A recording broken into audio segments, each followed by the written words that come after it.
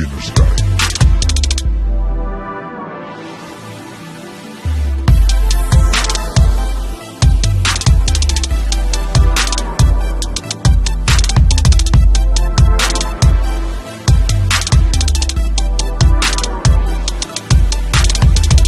JTV Beginner's Guide.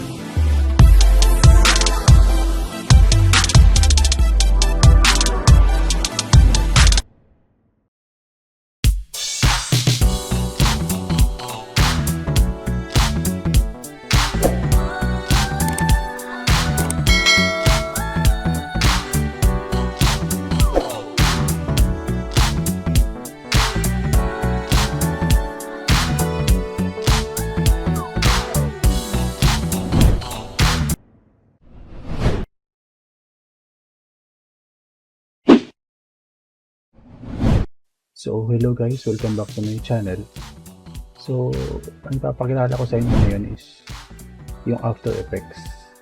So, kung nakikita nyo dito, ang gamit natin ngayon After Effects 2023 ng Adobe.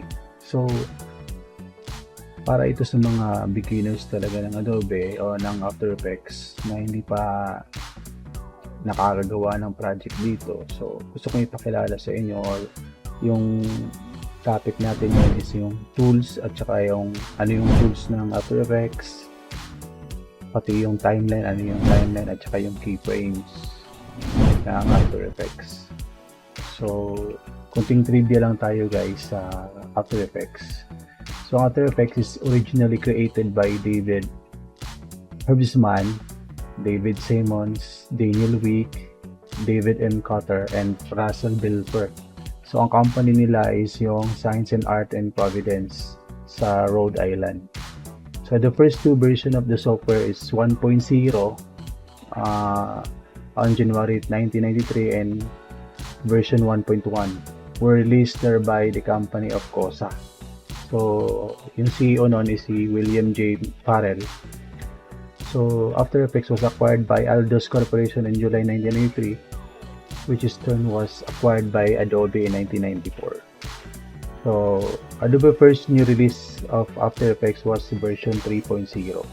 So, I think nagamit ko tong version, yung After Effects way back 2011 after my graduation in college. So, tagal na rin. So, unang ginamit ko Premiere, tapos nag-switch ako ng After Effects. Kasi dati mas mabilis mag-render yung After Effects. Medyo hindi siya malaking kumain sa RAM. Doon lang based lang doon sa na-experience ko. Ay hindi ko po alam sa iba. Pero yun po yung experience ko dati. Pero sa ngayon, mabilis na rin ang Premiere po sa pag-render. So ito guys, kung makikita nyo dito, meron tayong new composition. So dito naman sa taas, kung makikita nyo dito, ito yung mga tools niya. So ito yung pick tool. Nandyan, makikita nyo rin yan sa mga Photoshop or Premiere. So ito yung hand tool, zoom. So ito naman yung pagro-rotate. So kung gagawa tayo ng panibagong composition, Control N tayo sa keyboard. Yan. New. Example lang. So ito, makikita nyo dito yung width niya. Kung ano yung ratio ng gagawin nyo. Kung gagawa kayo ng 1080 by 920, so ito ay horizontal to siya. Pero kung gusto niyo ng vertical, yung kagaya ng mga short video, 1920 1080. Yan yung ratio ng ito yung horizontal, vertical rather. Edit natin yung position settings niya.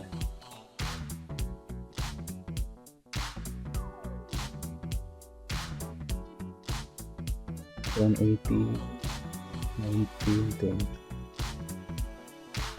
Yan, ito yung pang short videos. So kung vertical naman, horizontal naman, so baliktarin natin siya. 1920, 1080.